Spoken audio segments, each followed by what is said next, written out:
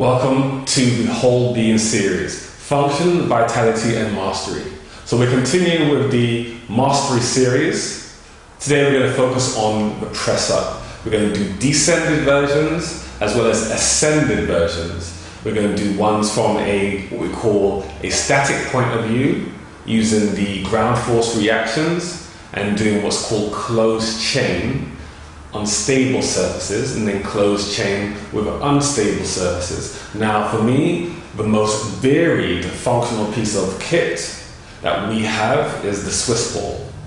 The reason why the Swiss ball is for me the best is simply because you have more ability to select a greater amount of exercises on the Swiss ball. So with the Swiss ball you can do literally hundreds of exercises. There are other brilliant pieces of kit that really challenge the nervous system from a functional standpoint, such as the ProFitter, IndoBoard, and other such kit like this, the SRF and so on. But they are limited in the selection of exercises. They're brilliant, but from the selection you may be able to get 15 to 20 different exercises that you can do with those pieces of kit. The Swiss ball you can do up to 200 or more, depending on how creative your mind is. So we'll get to that in a minute. Again, remember, mastery is more about the efficiency of technique, making sure that you create perfect motor patterning.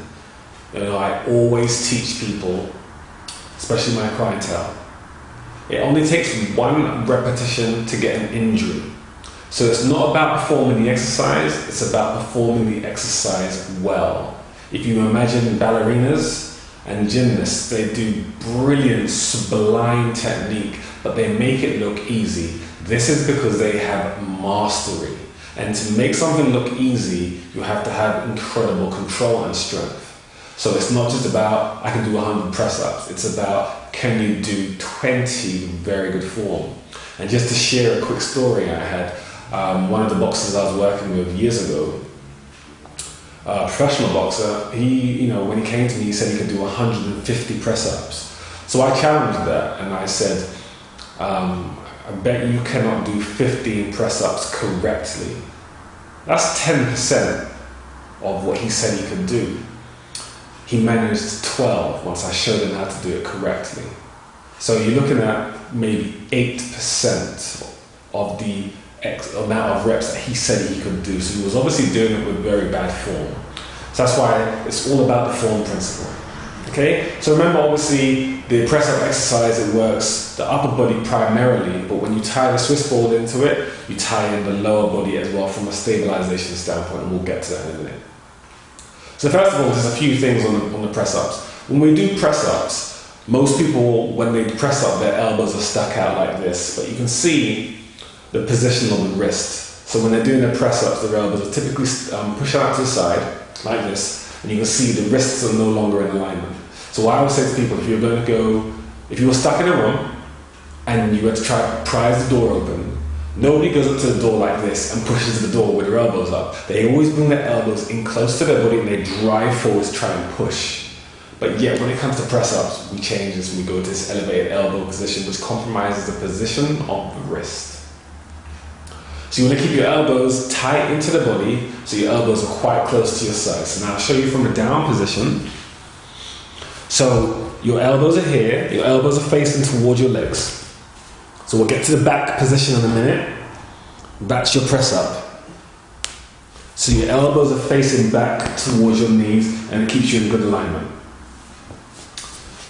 The second thing we want to look at is making sure that your spine is not sagging. So you have a lot of people that look like they're doing something other than press-ups from a, sexual point of view. Almost like looks like they're just having sex. If you look at it like this, a lot of people are just doing this. So it looks like they're doing something else. You want to make sure when you do your press-ups, your hips are high, elevated, and you are engaging your trunk. So when we talk about the core, as you know from watching some of my videos and other educators, the core is everything except the arms and legs. So it means the head, the actual spine, pelvis, and the shoulder blade are all part of the core. You have to make sure you're stabilized in this area. So you want to pick your hips up first, okay? So now with the position of the spine, you don't want to be sagging your back. You want to lift your hips, have your spine in slight neutral, and roll under, so you engage in your glutes as you hold this position. Pick your head and chest up. Inhale down, exhale up. You must keep your hips up. And also another thing that people do on press-ups is they're trying to get their head to the floor. A lot of this is because they think when their head's getting to the floor, that they're actually getting closer to the floor. So they're pressing up and they're lowering their head, and because their head or their viewpoint is looking like they're closer to the floor, they think they're getting lower in the press-up. But again, this takes you out of alignment. And it puts more stress in the shoulder girdle, because as the head goes forward, it increases load on the shoulder girdle, which can put stress on the shoulder joints, such as rotator cuff.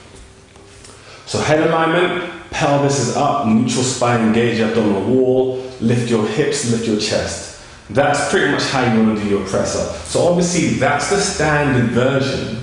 That's your standard version for the press up, just in a closed chain. Now let's explain the closed chain and open chain. So a closed chain is basically whatever force you generate or push against is not moving. So the ground is not moving, and that's what you're pushing against. So it's a closed chain. You're pushing against a surface or an object that is not moving. The opposite example of that is an open chain working the same muscles. So an open chain would be like a dumbbell press or a barbell press, because the force you're generating, the weight is moving away from you. So you are still, your torso is still, but the weight moves away. So that's opening as it moves away from you. Whereas obviously you're working the same muscle groups on the ground, and you are moving away from the force you are generating, because it's the ground is fixed. Okay, so when you're doing a press up, you're working the closed chain of the chest, shoulders, abdominals, triceps.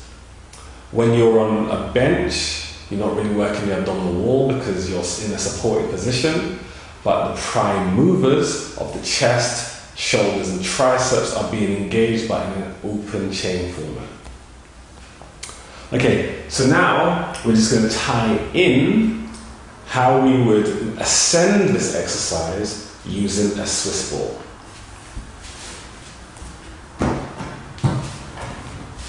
So bringing the Swiss ball into it, make sure you get a really good Swiss ball. I'm not promoted by any of these companies, but you know, for me the best Swiss ball on the planet is this one. We have the AOK ball, the max version or the pro version.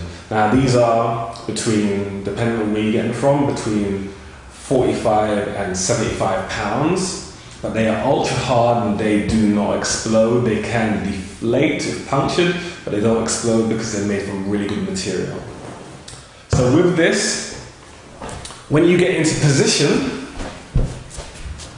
see what I'm doing? I'm deloading. So you can pull the ball under you, so that your thighs are on the ball, so you're descending the ascended version of being unstable by moving towards your legs. So there's less load in your upper body. Again, don't sag your back. Inhale, exhale.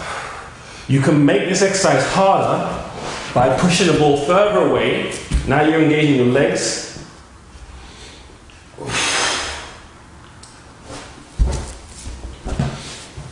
Then you can also make it harder again by going onto your tiptoes, which I'll demonstrate in a second.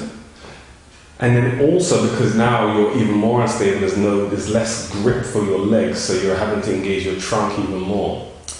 Then you can take your legs further to the side, or you can bring your feet together so that they're touching, which makes you even more unstable because now the ball has lateral rotation. So now you're having to engage your internal and external obliques to stabilize the load in the legs, or you can go to one leg. So let's just do a few demonstrations. So let's do one-legged. Balls with the feet. Legs on the sides.